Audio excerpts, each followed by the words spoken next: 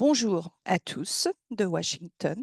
Au nom du CESA, bienvenue ou re-bienvenue pour ce deuxième webinaire de notre série sur comment tirer parti de la technologie pour lutter contre le terrorisme. La dernière fois, nous avons parlé de comment utiliser les outils de reconnaissance et d'autres. Nous avons parlé à des experts du continent. Aujourd'hui, nous allons parler de la lutte contre le terrorisme en ligne. Nous allons parler des événements récents sur le continent et comment s'adresser à ce fléau en ligne. Comme vous le savez, ce webinaire est informé par notre mission d'accroître la sécurité en Afrique, d'accroître la compréhension et de créer une plateforme fiable en ligne pour un dialogue sûr. Alors, pour plus d'informations, consultez notre site web à africacenter.org. Alors, je vais donner la parole à mon collègue Dr. Marc de Klaxen. Il est chercheur associé au CESA et ses recherches portent sur l'urbanisation sans précédent de l'Afrique et sur les problèmes et les opportunités qui en découlent en matière de sécurité. Le docteur suit de près le Nigeria. Je ne peux pas penser à quelqu'un de plus expériencé pour diriger ce webinaire. Alors, bonjour à tous et bienvenue pour cette discussion de la lutte contre le terrorisme en ligne. C'est vraiment quelque chose de très important, une nouvelle frontière à l'heure actuelle par rapport aux activités des militants que nous voyons en Afrique. Alors, nous allons parler de l'utilisation par les terroristes des réseaux. Nous allons parler des marchés sur le dark web, des marchés financiers illicites, vraiment ces éléments néfastes de technologie que nous utilisons au quotidien.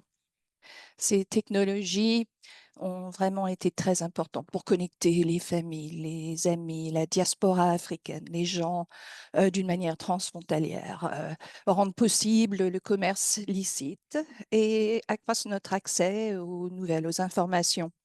Ces technologies se sont vraiment accélérées sur le continent africain sur les 10 à 15 dernières années et sont vraiment très répandues. Par exemple, les appareils mobiles se trouvent partout sur le continent. Mais nous savons que les groupes terroristes qui opèrent en Afrique investissent beaucoup de temps et de ressources pour exploiter ces espaces en ligne, pour diffuser leur propagande, pour diffuser leurs messages, leurs récits, leur version extrême de la réalité pour leur financement, le recrutement, l'intimidation, la coordination. Et les groupes tels que Al-Shabaab, le GSIM ont vraiment fait ceci d'une manière très intelligente. Mais ce domaine est quand même contesté. Les gouvernements, les forces de sécurité, le secteur privé développent des manières sophistiquées de sauvegarder ces espaces en ligne et d'utiliser les empreintes numériques de ces groupes contre ces groupes. Alors, nous allons parler de ces points de vue. Nous allons parler de comment les acteurs de la sécurité gèrent ces problèmes, que ce soit la détection de ces activités en ligne ou la disruption de ceux-ci, et comment on développe des outils, des politiques et des efforts de coordination pour éviter la mauvaise utilisation de plateformes en ligne. Et nous allons explorer l'intersection des approches, comment le partage d'informations, la confiance, le partage d'informations entre les forces de sécurité et les compagnies de sécurité peuvent en fait faire de ceci, tourner ceci en avantage stratégique. Alors, les objectifs de ce webinaire. Alors, nous voulons accomplir deux choses aujourd'hui. Nous voulons parler des opportunités et des défis présentés par ce domaine en évolution rapide. Et nous voulons parler des stratégies et des bonnes pratiques pour la lutte contre le terrorisme en ligne. Nous voulons aussi parler de cas d'utilisation concrets, des outils qui peuvent être utilisés pour s'adresser à ce recrutement en ligne et d'autres fléaux. Donc, nous voulons que ce soit vraiment une conversation très pratique avec des applications dans la vraie vie. Alors, nous avons deux experts chevronnés pour parler de ce sujet. Notre premier intervenant est le commandant Gea Bervezeni, qui est le chef du bureau de cyberdéfense des forces armées ivoiriennes, où il dirige une équipe chargée de la sécurité et de la défense des forces armées ivoiriennes dans le cyberespace. Il a précédemment occupé le poste de chef de l'unité de soutien technique des forces spéciales ivoiriennes. Il a également été formateur en matière de renseignement open source et de ciblage antiterroriste à l'Académie internationale de lutte contre le terrorisme. Je suis ravie de vous revoir. Et nous avons aussi le docteur Erin Sotman, qui est directrice principale des adhésions et des programmes au Forum mondial de l'Internet contre le terrorisme. Avant ceci, elle a travaillé comme praticienne pour ISD Global et d'autres ONG de lutte contre le terrorisme et l'extrémisme violent en Afrique. Élaboré des programmes et des stratégies internationales de lutte contre le terrorisme. Auparavant, elle a occupé le poste de responsable de la politique de lutte contre le terrorisme et les organisations dangereuses chez Meta. Alors, nous sommes ravis de vous avoir avec nous aujourd'hui. J'ai vraiment hâte d'entendre vos points de vue. Alors, commandant Zeni, nous sommes ravis de commencer par vous. Alors, pour commencer, est-ce que vous pouvez un peu planter le décor pour nous dire comment, au quotidien, dans votre travail, vous voyez les organisations terroristes en Côte d'Ivoire, en Afrique de l'Ouest? Comment est-ce que ces organisations utilisent ces plateformes en ligne?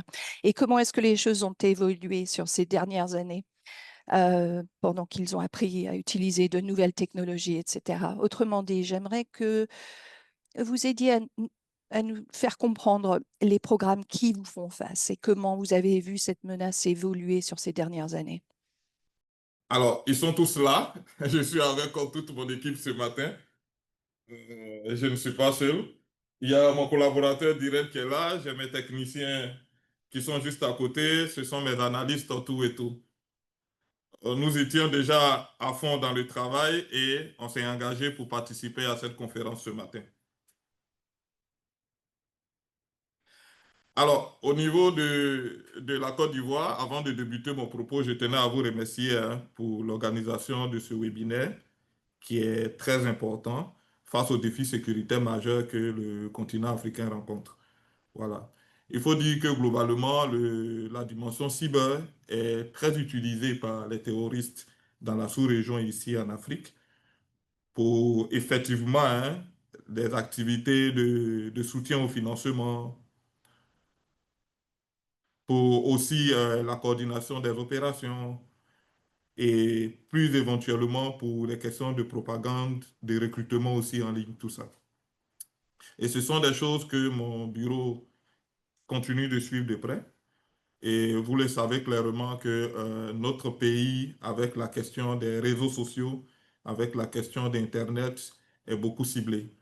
Donc concrètement, c'est de la surveillance que nous essayons de faire pour essayer d'anticiper sur les actions que les terroristes pourraient quand même mener, je vais dire, à côté, chez nos voisins comme chez nous, pour essayer d'étudier un peu les modes opératoires. Donc, c'est une dimension que nous prenons bien en compte dans nos activités ici, sur le plan cybernétique, bien sûr, afin de pouvoir apporter les réponses appropriées.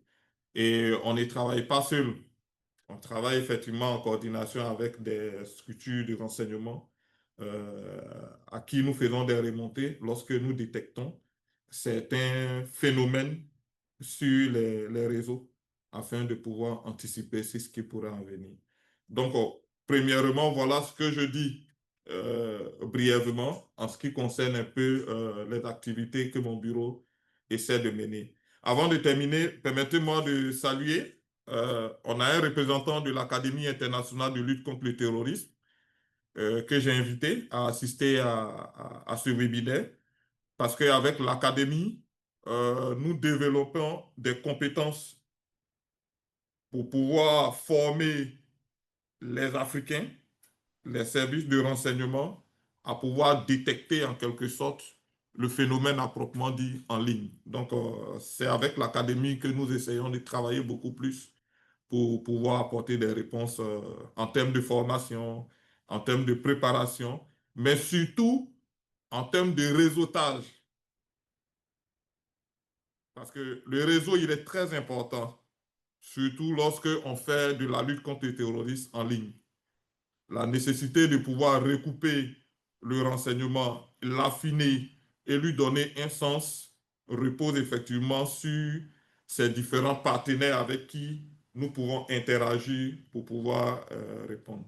Donc, globalement, ici, en Côte d'Ivoire, au niveau des forces armées, le bureau est là. Nous travaillons effectivement dans la lutte contre le terrorisme à travers la détection de certains signaux sur Internet. Merci.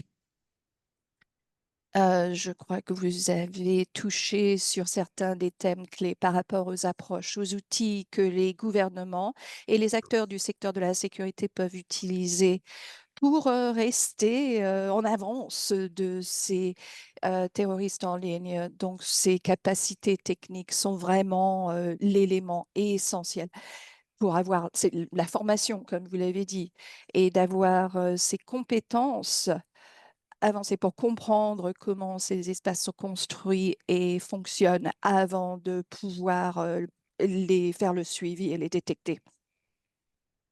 Et puis l'importance d'une approche de collaboration avec le réseau. L'Internet est vraiment un espace sans frontières, sans fin. Il faut travailler avec les collègues, avec les pairs, pour bien comprendre ce qui se passe sur le terrain et de renforcer cette base de données pour savoir ce que ces groupes de terroristes font à travers le monde. Alors, pour une autre question, j'espère que comme comme en tant que chef de la cyberdéfense de la Côte d'Ivoire, si vous pouvez élaborer un peu sur l'approche spécifique et les outils dont se sert vos gouvernements, que votre gouvernement se sert pour combattre les activités de terroristes en ligne et en particulier ce que fait votre unité dans ce processus, comment vous vous y insérez et peut-être même ici, cela nous aiderait de parler un peu de vos activités au quotidien dont vous pouvez nous parler ici et savoir comment cela se lie avec le gouvernement, la stratégie du gouvernement au plus large. Alors, il faut dire que sur le plan national, hein, il existe effectivement une stratégie pour pouvoir apporter la réponse appropriée à la question du terrorisme. Voilà. Au niveau des forces armées, avec mon bureau, concrètement, qu'est-ce que nous faisons? Dans un premier temps, le bureau fait d'abord de l'anticipation. Ensuite, elle fait de la connaissance et le bureau tente d'apporter des réponses lorsque nous sommes autorisés face à certaines situations. Mais cet ensemble-là se fait dans la rubrique aussi coordination avec d'autres services. S'agissant de l'aspect anticipation, ici dans mon bureau, nous ne sommes pas d'abord des utilisateurs des technologies sans toutefois disposer de savoir-faire technique d'abord. Parce que la veille est un élément clé. Si on veut vraiment anticiper sur les questions de radicalisation, de recrutement, d'actions qui se préparent, il faut disposer déjà d'une équipe de veilleurs sur Internet, à proprement dite, et sur le champ informationnel d'Internet. Parce qu'on le sait que Internet, c'est trois couches à la fois. Il y a la veille dans le dark, avec les équipes cyber propres, et puis il y a le veilleur sur le champ informationnel sur lequel on va retrouver les réseaux sociaux et consorts. Ces équipes de veilleurs-là reçoivent une fiche qui dispose d'une panoplie d'indices à observer. Ça veut dire quoi? Que nous observons le comportement de certains individus qui ont été déjà répertoriés dans notre base de données. Nous observons aussi les différents échanges qui pourraient se faire dans des groupes de discussion. Donc, on infiltre des groupes de discussion. Une fois que la veille est bien montée, il y a cette capacité d'analyse qui intervient. C'est-à-dire, toutes ces données vont être introduites dans un outil. On en dispose chez nous ici de plusieurs qualités, mais l'un des plus grands outils que nous utilisons parfois pour faire de la traçabilité numérique, pour faire de la cartographie de certains réseaux et des acteurs, c'est l'usage de l'outil qu'on appelle par exemple le Maltego.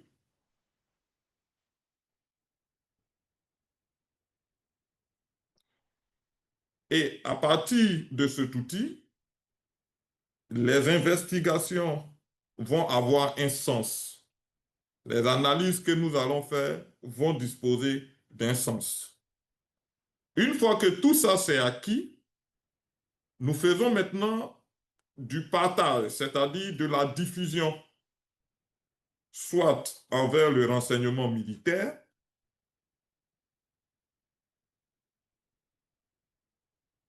nous faisons remonter d'abord au chef d'état-major général des armées, qui lui donne son autorisation pour que nous adressions ce que nous avons découvert à la structure qu'on appelle par exemple l'Agence nationale de la sécurité des systèmes d'information. Plus loin, nous pouvons adresser ce que nous avons trouvé à une autre structure du renseignement. Donc notre quotidien, globalement, voilà comment il est articulé. La veille pour faire de l'anticipation, de la caractérisation pour donner un sens à ce que nous avons trouvé, de la diffusion aux décideurs, et ensuite de la coordination. Voilà la chaîne que le bureau élabore chaque jour en termes de surveillance du réseau numérique sur le plan national. Merci beaucoup. Ça, c'est très, très utile de vous entendre parler des étapes de vos processus, comment c'est un cycle en fait. C'est un cycle qui continue. Vous faites la détection, la surveillance des biens des terroristes, des sites des terroristes que vous décelez constamment, que vous observez. Vous avez mentionné des outils spécifiques utilisés pour faire l'analyse de toutes ces données. C'est beaucoup de données, certainement, parfois. Et puis, comment vous diffusez cela aux agences, interagences, la coordination interagentielle. Et puis, de la façon que vous apprenez constamment, vous adaptez constamment, vous analysez constamment les processus, vos techniques pour rester un pas en avance. Et, euh, et la prochaine question, donc, alors que vous avez développé, élaboré ce système, ce cycle, quels sont les défis les plus importants auxquels vous avez fait face ou plus largement au Côte d'Ivoire, ce que le Côte d'Ivoire a confronté en abordant les sites terroristes en ligne, quelles sont les leçons apprises sur ce parcours concernant les obstacles, les difficultés et aussi peut-être des problématiques auxquelles vous continuez à faire face et comment vous faites pour les surmonter, ces défis? Si vous voulez partager cela avec les praticiens, s'il vous plaît, ici présents. Merci. Alors, lorsque nous trouvons, par exemple, un certain nombre d'informations pour caractériser certains auteurs, nous adressons des requêtes aux agences qui sont au niveau de la sécurité civile, la sécurité intérieure, qui, eux, sont chargés d'approcher, en quelque sorte, les plateformes. Quand je dis les plateformes, ça peut être Facebook, ça peut être Telegram, ça peut être WhatsApp, pour obtenir des réponses. Alors, le retour que nous avons souvent dans les échanges avec ces structures, ils nous font savoir que les plateformes refusent parfois ou donnent souvent difficilement des réponses lorsqu'il s'agit de pouvoir donner l'identité de certains acteurs. Donc, c'est ce défi sur le plan réglementaire et juridique qui parfois auquel, je peux dire, ces grands structures, l'État ivoirien est forcément confronté, le défi juridique. Et il y a aussi ce défi d'hébergement, c'est-à-dire, vous savez que des gens utilisent des plateformes derrière lesquelles il y a des IP qui interviennent tout et tout, mais ces IP sont hébergés dans des pays étrangers. Donc, obtenir des réponses venant de ces États, il y a beaucoup de barrières à franchir. Le défi qui s'oppose aussi à nous, c'est le défi opérationnel. C'est-à-dire, aujourd'hui, les terroristes ont accentué la quantité de leur présence sur la toile et le traitement de toutes ces données-là exige parfois beaucoup d'outils de pointe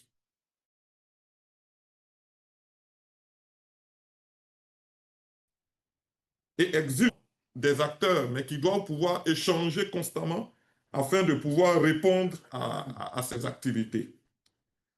Il y a le défi lié aussi à la coopération internationale, c'est-à-dire la diversité des cadres juridiques peut ralentir les actions coordonnées. Donc ces défis sont à la fois sur le plan de la coopération internationale, sur le plan opérationnel, sur le plan technologique, mais nous essayons d'y faire face en essayant d'accentuer la formation de nos personnels. Parce que c'est surtout ça. Comme je l'ai dit au début, nous faisons en sorte de ne pas être trop dépendants de la technologie aussi, afin de pouvoir étudier les phénomènes qui se déroulent sur Internet. D'où, en quelque sorte, aujourd'hui, la création d'un module de formation au niveau de l'Académie internationale de lutte contre le terrorisme, en tout ce qui concerne le renseignement d'origine source ouverte. Et là-bas, ce n'est pas des technologies qui sont mises en avant, mais c'est la technicité à pouvoir savoir où chercher, comment traiter ce que nous trouvons en source ouverte que nous essayons de développer. Voilà. Donc, globalement, vis-à-vis des défis, la solution, c'est le renforcement des capacités techniques de nos personnels en open source. Merci. Merci.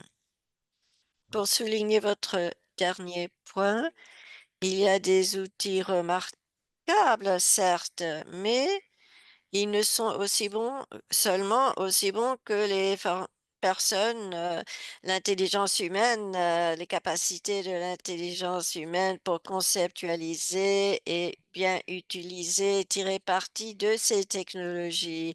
Donc, ça revient toujours à la formation, le professionnalisme de la formation militaire. Et vous avez mentionné aussi le défi de la collaboration avec les sociétés technologiques, les plateformes des médias sociaux.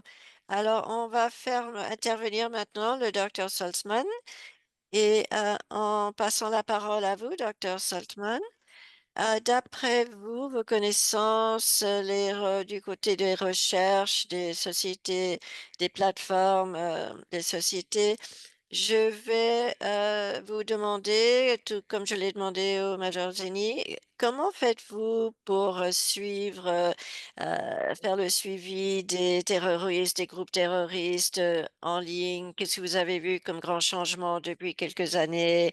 L'utilisation de la technologie, la sophistication de tout cela. Faites-nous savoir comment vous décelez tout ça, comment vous vous y prenez. Merci beaucoup de m'avoir invité ici. C'est formidable de travailler aussi avec le gouvernement et la force de l'ordre ici aujourd'hui, parce que ce n'est pas une seule chose, pas un seul acteur, pas un seul gouvernement qui peut résoudre tout cela. La liaison entre en ligne, hors ligne est très importante. C'est en évolution constante. Les acteurs changent, ils changent de tactique, de plateforme pour rester en ligne et actif, mais en fin de compte, les vraies conséquences dans le monde réel ne sont pas en ligne, ils sont hors ligne. Alors, comme toute personne, nous utilisons la technologie, on utilise des plateformes différentes et nous voyons que les acteurs, y inclus des organisations terroristes, utilisent ces plateformes pour le recrutement, pour opérationnaliser leur travail, de surveiller là où ils veulent être, de trouver leurs cibles et aussi pour échanger, heu, leurs, informations. Donc, il serait peut-être utile de parler de mon organisation. Vous ne pouvez pas seulement vous inscrire, nous rejoindre. Nous avons été fondés par des sociétés technologiques, pour les sociétés technologiques, pour parler des tendances de violence à travers le monde. Alors voilà des exemples, des sociétés qui travaillent pleinement avec nous. Ça ne veut pas dire qu'elles sont parfaites, qu'une seule plateforme a résolu le problème du terrorisme. Non, ils se rassemblent, mais ils doivent répondre à un certain nombre de critères pour travailler avec nous. Ils doivent avoir des buts de droits humains, ils doivent bien vouloir travailler avec la société civile et d'autres experts, parce que nous rassemblons des experts et d'autres pour parler avec eux. Alors j'aimerais continuer le dialogue avec notre collègues de la Côte d'Ivoire au cas où il y aurait une disconnexion entre certaines plateformes. Et ce n'est pas seulement des sociétés de médias sociaux. Il y a d'autres plateformes où, par exemple, vous ne voyez pas les informations des utilisateurs. Il y a des plateformes où on stocke des contenus où on ne sait pas forcément quels sont leurs objectifs. Certaines de ces plateformes sont des sites de jeux, disons, qui ciblent plutôt des audiences plus jeunes. Mais alors, et donc pour le signal donc du terrorisme, de l'exploitation terroriste va être différent selon la plateforme. Mais nous voyons des tendances qui sont générales à travers l'Afrique et l'Afrique subsaharienne en particulier. Alors nous voyons que il y a une migration transnationale et transplateforme. Vous allez vers un endroit pour atteindre certaines populations et vous utilisez une autre plateforme qui est plus secrète. Vous utilisez une autre plateforme pour encourager les financements et une autre plateforme pour les transactions financières. Alors, certaines des tendances que nous voyons en Afrique subsaharienne, celles-ci impliquent ce lien entre la criminalité et le terrorisme, cet espace en ligne qui facilite le mouvement, le trafic d'armes, de multiples éléments à travers le Sahel, le bassin du lac Tchad et d'autres corridors. Et donc, ce n'est pas, enfin, nous ne disons pas que nous connaissons tout sur la région, mais nous avons des experts qui contribuent leur savoir à propos de ce lien entre la technologie et le terrorisme. Et je partagerai certains de ces liens. Et pour ceux qui sont dans l'auditoire, nous sommes ouverts à à d'autres contributions et il y a des microfinancements pour ceux qui contribuent des articles. Alors, les tendances que nous voyons en Afrique de l'Ouest, comment ils tirent parti des réseaux sociaux et par exemple le GSIM qui profite des ventes illicites, par exemple, de bois d'œuvre sur des plateformes chinoises, donc qui obtiennent des financements à partir de la vente de ressources nationales. Ils essayent de minimiser quand même leur empreinte numérique. Et on voit aussi l'exploitation des transactions financières avec l'État islamique en Afrique de l'Ouest. Ils utilisent des plateformes chiffrées autant que possible pour leurs activités. Et il y a beaucoup de micro-transactions qui ont lieu. Des groupes tels que Al-Shabaab en particulier, plus que d'autres parties du monde, utilisent d'une manière efficace les drones, non seulement pour la surveillance et pour opérationnaliser leurs attaques en avance, mais aussi pour prendre des vidéos de leurs attaques et prendre ces vidéos et les utiliser en tant que propagande. Et on a vu donc ces vidéos se proliférer dans différentes parties du monde. Et de plus en plus, il y a une préoccupation à propos des jeux en ligne et de cet accès aux jeunes en ligne. En Afrique subsaharienne, il y a une augmentation d'à peu près 11% par an de jeux sur mobile. Et donc, ces groupes utilisent ceci et leur propagande, en fait, prend un aspect de jeu. Ils utilisent une esthétique du jeu pour, en fait, atteindre ces audiences plus jeunes. Et donc, il y a eu des recherches qui ont été faites là-dessus. Nous avons aussi vu une exploitation en ligne, par exemple Boko Haram au Nigeria, diffusant en direct des attaques et aussi ceci diffusé sur des plateformes liées au jeu pour cibler des audiences plus jeunes. Alors voilà certaines des tendances plus spécifiques et internationales qui impactent l'Afrique subsaharienne, mais aussi des tendances très spécifiques à l'Afrique et avec des groupes clés. Et si ceci pourrait vous être utile, je vais partager un lien pour que vous en appreniez plus à propos de notre organisation. Et aussi il y a un lien vers certaines des contributions de nos experts.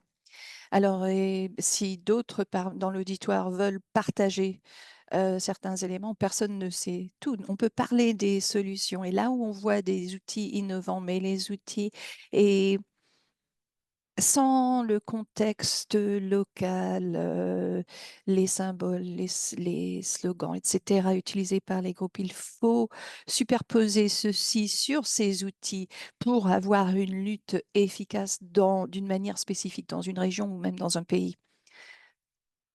Oui, merci beaucoup. Votre diapositive de toutes les sociétés, de toutes les plateformes, vraiment met en exergue le fait que ces activités sont tellement répandues et ont lieu sur de multiples plateformes, et ça c'est fait exprès, et exploite ces multiples plateformes. C'est une stratégie pour éviter la détection d'être décelé. Alors merci de cette analyse et c'est vraiment très bien que vous travaillez avec les experts locaux pour comprendre les langues, le contexte local sur le terrain, pour mieux comprendre ces activités numériques. Alors, une deuxième question. Est-ce que vous pouvez élaborer sur les rôles, les responsabilités, les capacités? Quelles sont en fait certaines des limites qui leur font face dans la lutte contre le terrorisme en ligne? Et comme on en a déjà parlé, parlez-nous un petit peu des défis qui se présentent quand un gouvernement essaye de collaborer avec le secteur privé et vice-versa.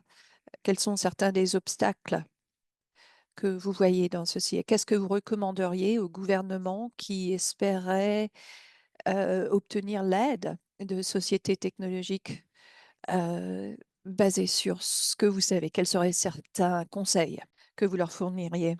Oui, alors je comprends que ce n'est pas toujours facile pour un gouvernement ou pour un expert de comprendre comment contacter ces sociétés. Et on a passé des années à établir un niveau de confiance élevé avec ces sociétés pour vraiment les pousser dans leurs efforts de lutte contre le terrorisme et la violence en ligne. Alors, ce n'est pas facile. Et bon, je sais qu'on n'a pas énormément de sympathie envers les sociétés technologiques en ce moment, mais il y a quand même une grande différence entre ces énormes sociétés qui ont des centaines de milliers d'employés et les et par rapport à certaines des sociétés avec lesquelles on travaille qui ne font pas encore de profit, qui sont beaucoup plus petites, qui n'ont pas vraiment beaucoup de capacité pour déceler le terrorisme en ligne et qui, alors, on ne devrait pas traiter l'Internet comme étant une masse homogène. On doit avoir différentes attentes de différentes sociétés. Bon, pour les grandes sociétés, on veut voir plus d'engagement, plus d'outils bien avancés pour détecter ces fléaux. Mais on veut aussi que ces outils soient open source pour que ces plus petites sociétés, pour que les forces de l'ordre puissent avoir accès à certains de ces outils et par cela être aidés dans leurs efforts. Alors, il y a bon, des discussions à propos de quels outils sont possibles et ceux qui ne le sont pas. Je vais parler un peu de quelques-uns des outils qui sont utilisés. Alors, bien sûr, il y a l'intelligence artificielle, le grand sujet du jour. Mais bon, pour beaucoup de ces grandes sociétés, l'IA, ce n'est pas nouveau. Et et on utilise l'IA dans les efforts de lutte contre le terrorisme depuis plus de 10 ans. Avec Meta, quand je travaillais là, on utilisait déjà des outils habilités par l'IA. Euh, donc, certains exemples. Là, on voit beaucoup de progrès dans l'espace en ligne. Bon, ce n'est pas l'un, ce n'est pas l'IA. C'est une technologie de hash sharing où on apprend comment contrecarrer les images d'abus des enfants, par exemple. Là, on prend une image et on la transforme en chaîne de chiffres. Et ça veut dire que une certaine société peut utiliser ceci pour examiner leur plateforme pour trouver ce genre d'image. Alors, donc, donc, beaucoup de ceci à voir avec des organisations qui sont sur la liste euh, des groupes terroristes. Et donc, si une société trouve des vidéos provenant d'une de ces organisations, ils peuvent utiliser cette technologie du hashing pour détecter ceci. Ensuite, il y a fuzzy matching, donc une correspondance floue. C'est là où vous utilisez l'apprentissage par machine, la superposition position par l'IA, où quelqu'un pourrait modifier des images. On peut, par ce biais, détecter ceci.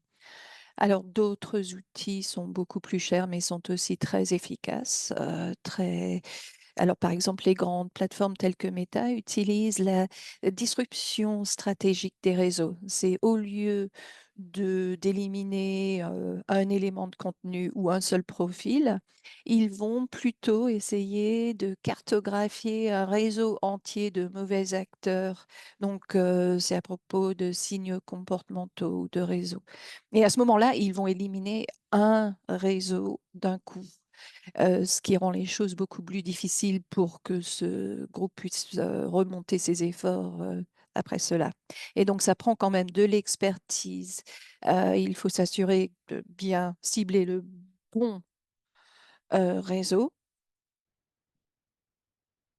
Alors, d'autres progrès ont été faits par rapport à la détection du récidivisme quand le même mauvais acteur essaye de s'insérer sur une plateforme.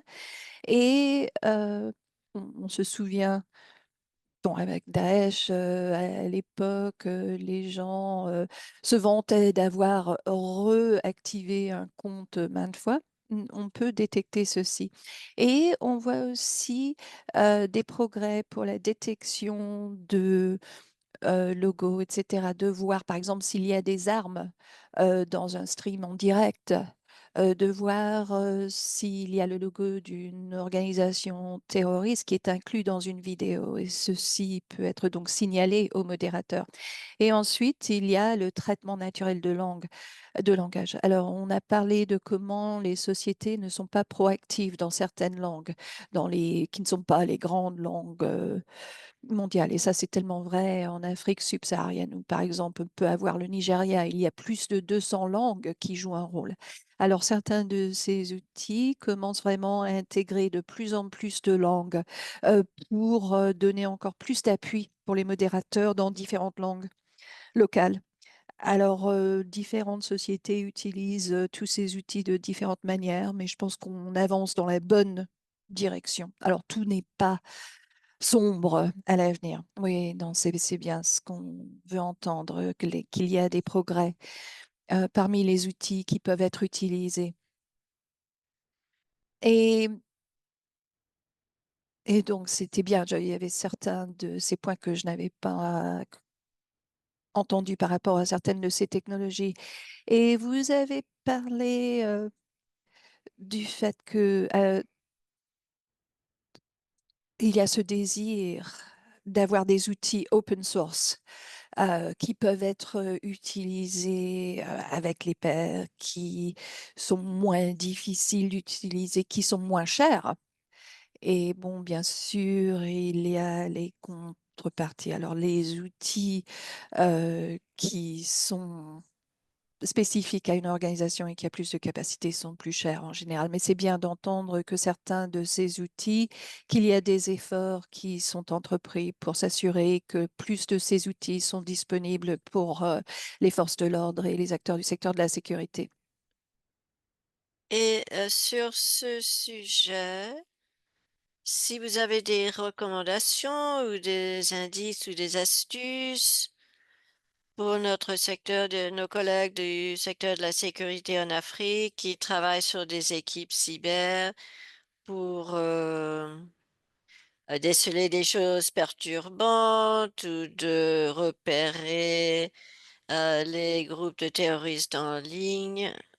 Souvent, il y a la question de où cela débute en travaillant avec les sociétés technologiques. Si vous avez des lignes directrices pour savoir comment vraiment faire démarrer un dialogue constructif, des relations constructives pour entamer ces activités avec les grandes sociétés technologiques. Oui, c'est vrai parce qu'il y a certaines sociétés qui sont plus prêts à travailler, à dialoguer, mais c'était parfois aujourd'hui, il y a un petit peu de réticence, mais je crois que il faut vraiment avoir des centres, avec les sociétés qui travaillent avec nous pour la transparence. Nous élaborons cela.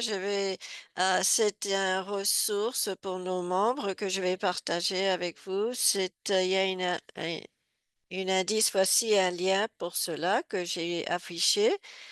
Je vais l'afficher en temps réel, voilà, sur mon écran. Vous pouvez voir ici que là, il y a des liens aux sociétés pertinentes, les centres pour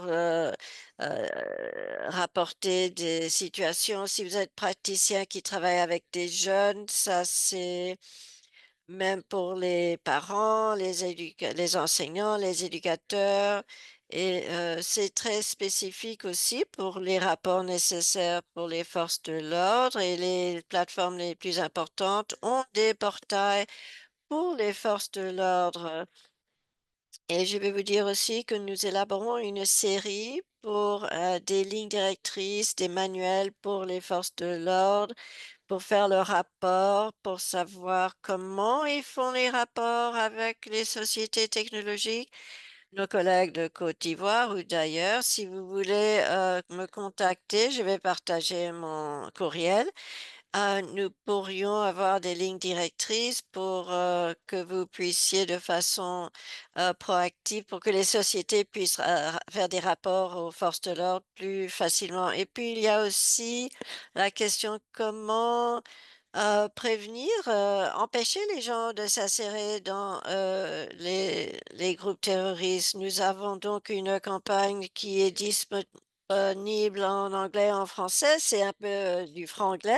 C'est pas un français excellent, mais c'est un guide, un manuel d'accès ouvert qui va vous faire connaître les voies des terroristes. Si vous avez des programmes de déradicalisation. Cela vous indique comment commencer, lancer, élaborer cela en ligne. Cela vous donne beaucoup, beaucoup de ressources et vous pourrez donc voir de nombreux liens, des boîtes à outils. Vous pouvez choisir vos objectifs, mais on a aussi une section sur pour les organisations qui aspirent à renforcer la résilience, renforcement de la paix, etc. Nous en avons ici en Afrique. On serait ravis de faire de vous faire connaître tout cela. Il n'y a pas de limite au nombre d'organisations qu'on peut indiquer ici, qu'on peut inclure. Il y a une section aussi sur la jeunesse. Donc, nous avons mis à jour des données. Nous avons des groupes de travail multi-parties prenantes. Il y a une section sur les ressources pour la jeunesse de même. Alors, si vous travaillez avec les jeunes et que vous voulez vous assurer que vous allez vous engager, vous vous sensibiliser pour engager avec les jeunes, cela peut vous aider. Il y a des articles, des parcours, les tendances des jeunes, etc. Alors, je vais donner un lien pour cette ressource qui vient d'être relancée et cet outil est disponible en français et dans d'autres langues aussi et je serai ravie de vous faire parvenir cela de même. Merci beaucoup, Dr. Saltman, d'avoir partagé ces ressources avec nous et pour tout le travail que vous entamez, que vous entreprenez, ces genres de collections, agrégates, ces liens, ces contacts, ces outils sont d'une grande valeur pour faire face à ces défis dans le cyberespace. Sinon, cela se présente comme un obstacle énorme, inabordable souvent. Alors cela nous est très, très utile et très utile pour ceux qui abordent ce défi. Nous apprécions donc beaucoup d'avoir partagé le travail de votre organisation, votre perspective, et aussi au Major Zini avec de nous avoir parlé du travail incroyable que fait son équipe en Côte d'Ivoire pour combattre, lutter contre l'extrémisme violent en ligne.